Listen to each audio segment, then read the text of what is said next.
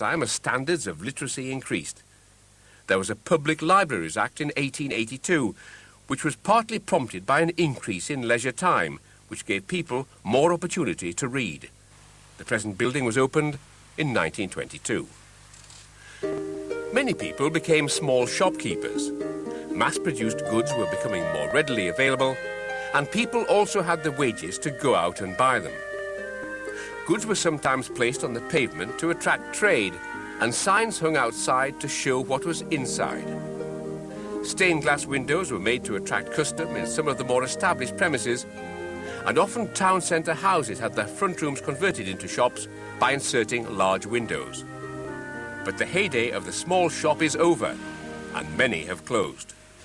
The loss of corner shops was a terrible thing to happen in any small town, and in Barrow, even more than any other town. People could go to the small shop, they knew the people who ran it, they could get what they wanted from the small shop, they got the local gossip, and they were able to talk to people there in a way that you can't do really nowadays in supermarkets. It gave service, much greater service than just a shop. A Barrow Cooperative Society was formed in 1860. It had an impressive building in Abbey Road, which attracted many members who were eager to share the regular dividends. But the ups and downs of the economy often had a serious impact on the co-op. For instance, in 1920, receipts totalled £875,000. But just 2 years later, they were halved, as Barrow was caught in the grip of a vicious depression that saw unemployment marches. The co-op was very different to the ordinary shopping Barrow.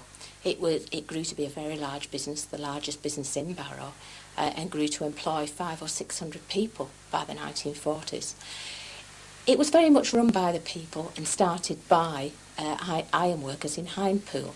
By 1920, there were about 15 branches, grocery branches. There were many butchery stores, furnishing departments, cafe, funeral undertakers. It was a real business from the cradle to the grave.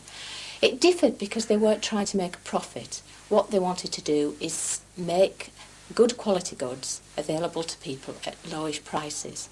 And they offered a dividend, which of course was very useful to working people. The growth of the big supermarkets and out-of-town shopping has meant the death knell for the co-op and many of the corner and smaller shops. They helped to build up a community spirit for many decades that some people think has now been lost. The out-of-town stores have meant that shoppers can park their cars with ease and do all of their buying in bulk. Attempts have been made to attract shoppers back to the town centre, and the pedestrianised, traffic-free streets have been popular. Although Barrow was getting a reputation as being something of a town of small shopkeepers in the later Victorian period, there were other big and perhaps more important social changes, such as the improvement in education. Until 1870, schooling had been quite haphazard, but an Education Act empowered the setting up of school boards. These were elected by ratepayers, and there was a levying of an education rate. The school board had no easy task facing them, as there was an estimated under-provision of more than 3,000 places. Board schools were built, and many of them survive today. There was a race against time to provide schools to keep pace with the growing population.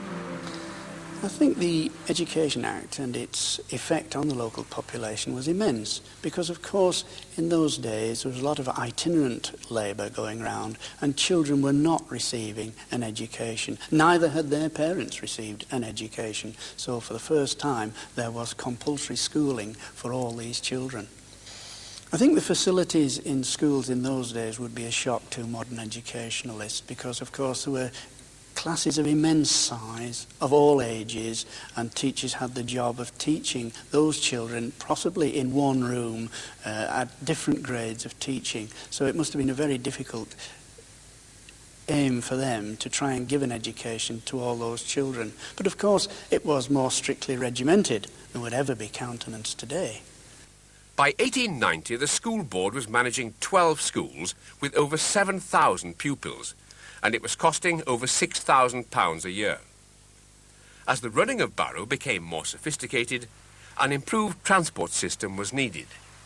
Public transport dates from 1877, when 2 horse buses picked up trade through the centre of the town and along Abbey Road.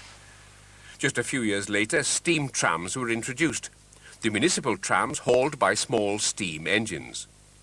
And then in 1904, the grandly named British Electric Traction Company completed a scheme of electric tramways. The trams are a reminder of days long gone, way before serious traffic congestion and pollution. They were a familiar sight in many areas. They often had elaborate wrought iron railings and a gate on an open platform where the driver and conductor would stand. Some of the trams had to have lower roofs to avoid the railway bridge. They were also a favourite way for many local traders to advertise. The tram system was very important in Barrow, as it was in all other towns and cities in the early 20th century. People were able to ride from the outskirts right to the centre, or to ride from one side of the town to the other side. And of course they were very cheap. They were really the first mass transport for people other than walking by foot. And of course it was very successful for many years, but by the 1930s they faced competition from motor buses, and really in the early 1930s Barrow made the decision to replace the trams by the motor bus.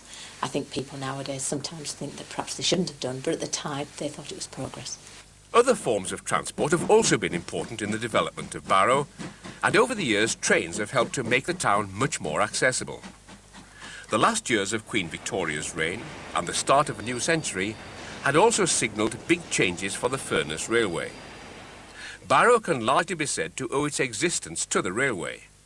But with the gradual failure of the iron mines, it meant that the railway's prosperity began to fade. Its locomotives were carrying less and less mineral traffic.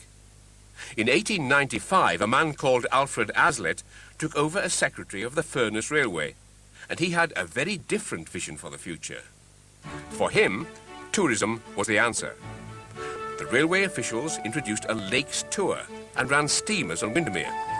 They even published booklets advertising the English Lakeland.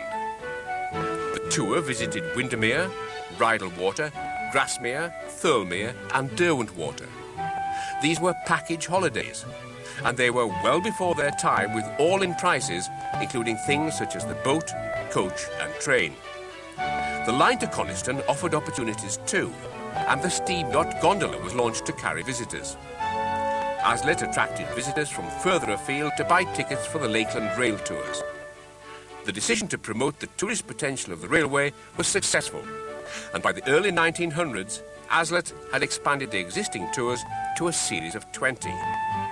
He knew the importance of marketing and used some of the best advertising posters of the time to attract more custom. Vehicles were even pushed around places like Blackpool to persuade holidaymakers to take a trip into the Lake District. By Furness Railway train and steamer, of course.